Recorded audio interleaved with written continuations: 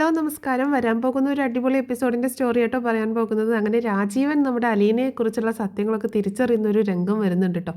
അതിൻ്റെ ഒരു സ്റ്റോറിയാണ് പറയാൻ പോകുന്നത്. അതായത് രാജീവൻ അലീനയെ തട്ടിക്കൊണ്ടു പോകുന്നുണ്ട്. ശിവേട്ടൻ്റെ നിർദ്ദേശപ്രകാരമാണ് തട്ടിക്കൊണ്ടു പോകുന്നത്.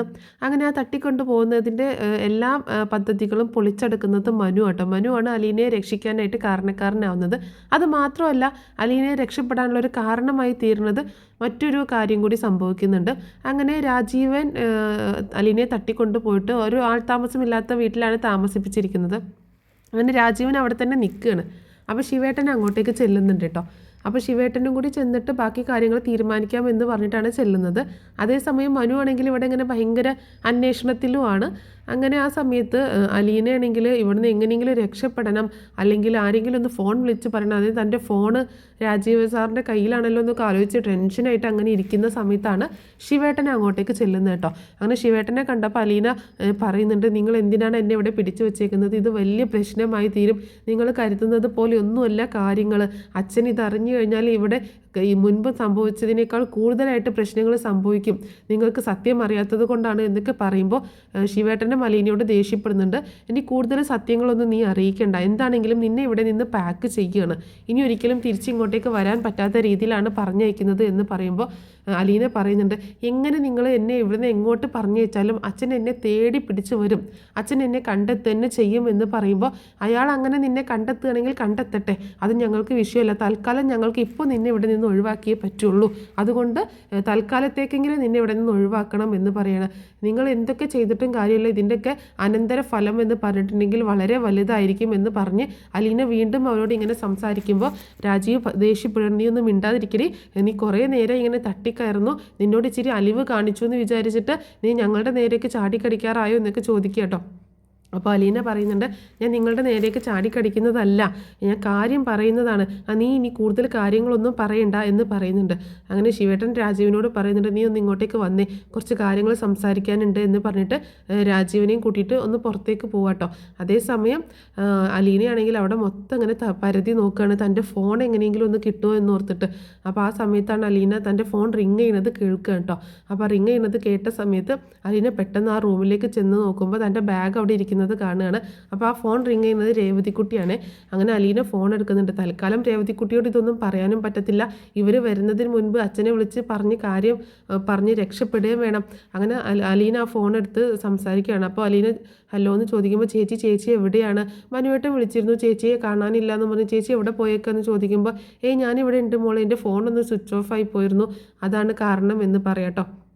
അപ്പോൾ രേവതിക്കുട്ടി ചോദിക്കുന്നുണ്ട്, ചേച്ചിക്ക് അവിടെ കുഴപ്പമൊന്നുമില്ലല്ലോ, എന്തോ ഒരു പ്രശ്നമുള്ളതുപോലെ തോന്നുന്നു എന്നൊക്കെ പറയുമ്പോൾ ഒന്നുമില്ല മോളെ, ഇവിടെ പ്രശ്നമൊന്നുമില്ല, നീ എന്താ വിളിച്ചേ? ഞാൻ പ്രത്യേകിച്ചൊന്നും വിളിച്ചില്ല, പ്രത്യേകിച്ചൊന്നുമില്ല, ഈ കാര്യം പറഞ്ഞിട്ട് മനുവേട്ടൻ വിളിച്ചായിരുന്നു, ചേച്ചി എങ്ങാനും അങ്ങോട്ടേക്ക് വിളിച്ചോ വന്നോ എന്നൊക്കെ ചോദിച്ചിട്ട് അതുകൊണ്ട് വിളിച്ചതാണ് എന്ന് പറയാട്ടോ. കുഴപ്പമൊന്നുമില്ല, ഞാൻ മനുവേട്ടനെ വിളിച്ചോളാം എന്ന് അലീന പറയുന്നുണ്ട്. അപ്പോൾ ആ സമയത്താണ് രേവതിക്കുട്ടി ചോദിക്കുന്നത്, ചേച്ചി ഇപ്പോൾ എങ്ങനെയുണ്ട് ഹോസ്പിറ്റലിൽ, ചേച്ചിയുടെ അമ്മയ്ക്ക് കുഴപ്പമുണ്ടോ, എന്താണ് അവസ്ഥ എന്നൊക്കെ ചോദിക്കുമ്പോൾ അലീന ഇങ്ങനെ പറയണം, അമ്മയ്ക്ക് കുഴപ്പമുണ്ട്, വലിയ പ്രശ്നങ്ങളൊക്കെ തന്നെയാണ്, കയ്യും കാലൊക്കെ ഒടിഞ്ഞേക്കല്ലേ, ഇനി അതൊക്കെ ശരിയായി വരാൻ ഒരുപാട് സമയമെടുക്കും എന്ന് പറയണം. എന്നാലും ചേച്ചി ഇങ്ങനെയൊക്കെ വന്നു പോയല്ലോ എന്ന് പറയുമ്പോൾ ഞാൻ കാരണമാണ് മോളെ ഇങ്ങനെയൊക്കെ വന്നത്, ഞാൻ കാരണമല്ലേ അമ്മ ഇങ്ങനെ വീട് വിട്ട് പോകേണ്ടി വന്നത്, അല്ലെങ്കിൽ അമ്മയ്ക്ക് ഇങ്ങനെയൊന്നും സംഭവിക്കത്തില്ലല്ലോ എന്നിങ്ങനെ പറയാട്ടോ. അപ്പോൾ ഈ സംസാരം കേട്ടുകൊണ്ടാണ് രാജീവും ശിവേട്ടനും കൂടി അകത്തേക്ക് വരുന്നത് കേട്ടോ. അപ്പോൾ അലീന ഫോണിൽ സംസാരിക്കുന്നത് കണ്ടപ്പോൾ എടി എന്ന് പറഞ്ഞുകൊണ്ട് രാജീവ് പെട്ടെന്ന് അങ്ങോട്ട് അവളുടെ അടുത്തേക്ക് ചെല്ലാൻ നിന്നപ്പോഴാണ് ശിവേട്ടൻ നിൽക്ക്, അവർ പറയുന്നത് എന്താണെന്ന് കേൾക്കാൻ വേണ്ടിയിട്ട് രാജീവിനെ തടയുകയാണ്.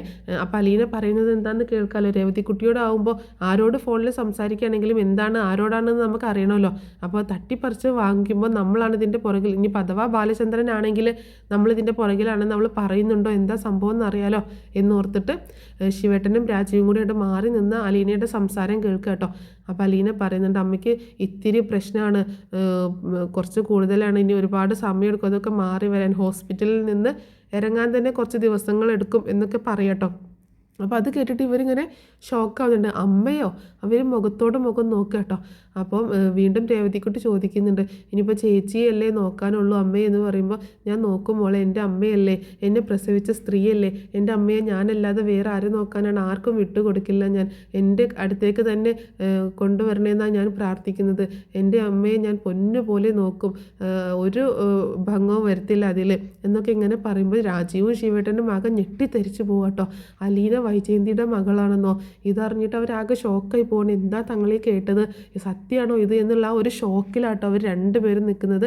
അപ്പോൾ അലീനയാണെങ്കിൽ രേവതിക്കുട്ടിയോട് ഇങ്ങനെ പറഞ്ഞുകൊണ്ടിരിക്കുകയാണ്, എനിക്ക് സഹിക്കാൻ പറ്റുന്നില്ല മോളെ, ഞാൻ കാരണമല്ലേ അമ്മ വീട് വിട്ട് പോവേണ്ടി വന്നത്, അമ്മയ്ക്ക് അറിയത്തില്ലല്ലോ ഞാൻ ആരാണെന്ന്, പാവം ഇതിൻ്റെയൊക്കെ പുറകിൽ ഒരുപാട് വേദന അനുഭവിക്കുന്ന ഒരാളുണ്ട് മോളെ എന്ന് പറയാട്ടോ.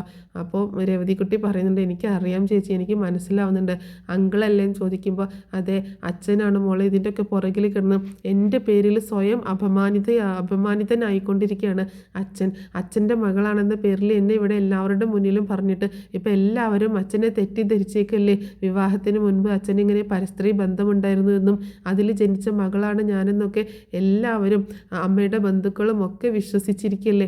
അപ്പം അച്ഛൻ എത്രത്തോളം അപമാനം സഹിക്കുന്നുണ്ട് അതെനിക്ക് മനസ്സിലാവും. ആ അച്ഛൻ്റെ വാക്ക് കേൾക്കാതെ എനിക്ക് ഇവിടെ നിന്ന് പോരാൻ പറ്റുമോ? അച്ഛൻ എനിക്ക് വേണ്ടിയിട്ടാണ് അത്രയൊക്കെ അപമാനം സഹിച്ച് എന്നെ ചേർത്ത് പിടിക്കുന്നത്. പക്ഷേ അങ്ങനെയല്ലല്ലോ സത്യം, അമ്മയുടെ മോളല്ലേ ഞാൻ, അച്ഛൻ്റെ ഭാര്യ വിവാഹത്തിന് മുൻപ് പ്രസവിച്ച മകളല്ലേ ഞാൻ, എന്നിട്ടും അങ്ങനെ ഒന്നും ചിന്തിക്കാതെ അച്ഛൻ്റെ മകളായിട്ടാണ് ശരിക്കും എന്നെ കാണുന്നത്. ഒരിക്കലും വൈജയന്തി മാഡത്തിൻ്റെ മകളായിട്ടല്ല അച്ഛൻ എന്നെ കാണുന്നത്, ശരിക്കും ബാലചന്ദ്രൻ്റെ മകളായിട്ട് തന്നെയാണ്. അങ്ങനെ തന്നെ ആയിരുന്നെങ്കിൽ എന്ന് ഞാൻ ആഗ്രഹിച്ചു പോവാണ് മോളെ. ഇങ്ങനെ ഒരു അച്ഛനെ കിട്ടാൻ പുണ്യം ചെയ്യണം, ഈ ലോകത്ത് വേറെ എവിടെയും കിട്ടില്ല ഇതുപോലെ ഒരു അച്ഛനെ എന്നൊക്കെ ഇങ്ങനെ അലീന പറയുന്നത് ആകെ ഷോക്കായിട്ട് ഞെട്ടിത്തെറിച്ച് ഷോക്കടിച്ചതുപോലുള്ള ഒരവസ്ഥയിലാണ് രാജീവും അതുപോലെ ശിവേട്ടനും നിൽക്കുന്നത്. അവർ മുഖാമുഖം ഇങ്ങനെ നോക്കുക കേട്ടോ, എന്തേ കേൾക്കുന്നത്, വൈജയന്തിയുടെ മകളാണെന്നോ, അവർക്ക് വിശ്വസിക്കാൻ പറ്റുന്നില്ല, അലീന വൈജയുടെ മകളാണെന്നുള്ള ആ സത്യം അവർക്ക് വിശ്വസിക്കാൻ പറ്റുന്നില്ല കേട്ടോ. അപ്പോൾ ആകെ ഞെട്ടിപ്പോവാണ്. അപ്പോൾ ഇവരാണെങ്കിൽ ഇനിയിപ്പോൾ എന്ത് ചെയ്യും, ഇനിയിപ്പോൾ എന്താണ് ഇവൾ സംസാരിക്കുന്നത് എന്നിങ്ങനെ കേൾക്കുകയാണ് വീണ്ടും. അന്നേരം അലീന പറയുന്നുണ്ട്, മോളെ ഞാൻ ഫോൺ വെക്കുകയാണ്, ഞാൻ അച്ഛനെ ഒന്ന് വിളിച്ച് പറയട്ടെ, ഇവിടെ ഉണ്ട് എന്നുള്ള കാര്യം ഒന്ന് വിളിച്ച് പറയട്ടെ എന്ന് പറയുമ്പോൾ, ചേച്ചി എന്താ പറഞ്ഞത്, അപ്പോൾ ചേച്ചി എവിടെയാണ്, വീട്ടിലല്ലേ? അത് മോളെ വീട്ടിലല്ല, ഞാൻ പുറത്താണ്, എനിക്ക് അച്ഛനെ ഒന്ന് വിളിക്കണം, ഞാൻ ഹോസ്പിറ്റലിലേക്ക് പോകാൻ വേണ്ടി ഇറങ്ങിയതാണ്. അപ്പോൾ രാജീവും ശിവേട്ടനും തട്ടിക്കൊണ്ട് പോയതാണെന്നുള്ള കാര്യമൊന്നും അലീന പറയുന്നില്ല രേവതിക്കുട്ടിയുടെ അടുത്ത് കേട്ടോ.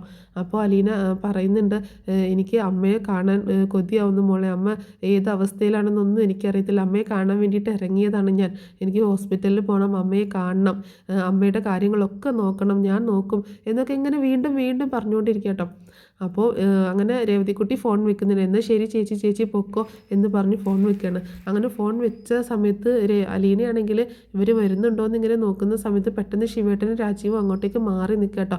അങ്ങനെ അലീന ഫോൺ എടുത്തുകൊണ്ട് അത് കട്ടാക്കിയിട്ട് വീണ്ടും ഇങ്ങനെ ഫോണിലേക്ക് നോക്കുമ്പോൾ മനുവിൻ്റെ കോളും ബാലചന്ദ്രൻ്റെ കോളൊക്കെ കാണുന്നുണ്ട്. അപ്പോൾ അതിലേക്ക് വിളിക്കാൻ നിൽക്കുന്ന സമയത്ത് പെട്ടെന്ന് രാജീവും ശിവേട്ടനും കൂടി അങ്ങോട്ടേക്ക് കയറി വരികയാണ്.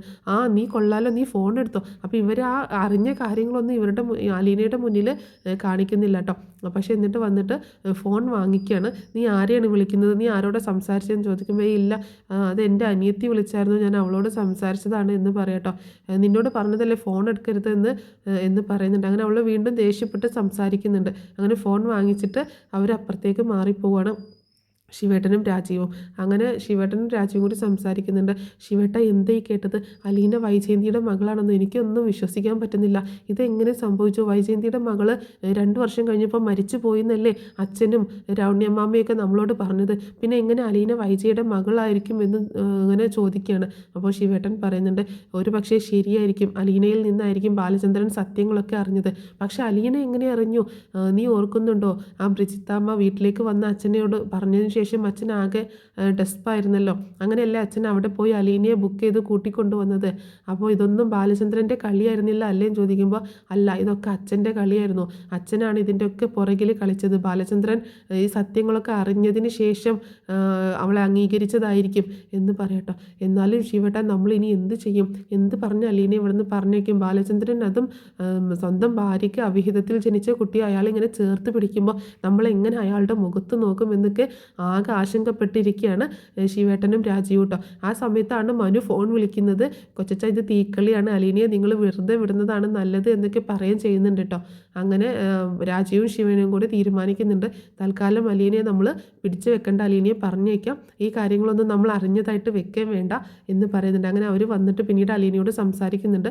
അലീന സോറി, ഞങ്ങൾ ഇങ്ങനെ ഞങ്ങളോട് ക്ഷമിക്കണം, ഞങ്ങൾ അറിയാതെ ചെയ്തു പോയതാണ്, ഇനി ഇതൊന്നും പോയി പറഞ്ഞൊരു ഇഷ്യൂ ഉണ്ടാക്കാൻ നിൽക്കണ്ട, ഒരു അബദ്ധം സംഭവിച്ചതാണ് എന്നൊക്കെ പറയുമ്പോൾ അലീനയും ആകെ ആശങ്കപ്പെട്ടു പോകുന്നുണ്ടോ, എന്താ ഇപ്പോൾ ഇങ്ങനെയെന്നുള്ളൊരവസ്ഥയിൽ. അപ്പോൾ അലീന സാരമില്ല, നിങ്ങൾക്ക് അറിയാത്തത് കൊണ്ടല്ലേ എന്ന് പറയുമ്പം ഞങ്ങളിപ്പം പല കാര്യങ്ങളും അറിഞ്ഞു വരുന്നേ ഉള്ളൂ എന്ന് ശിവേട്ടനും പറയാട്ടോ. എന്നാലെങ്കിലും നീ വാ നമുക്ക് പോകാം എന്ന് പറയുമ്പോൾ വേണ്ട ഞാൻ തന്നെ പൊക്കോളാം എന്ന് പറയാട്ടോ.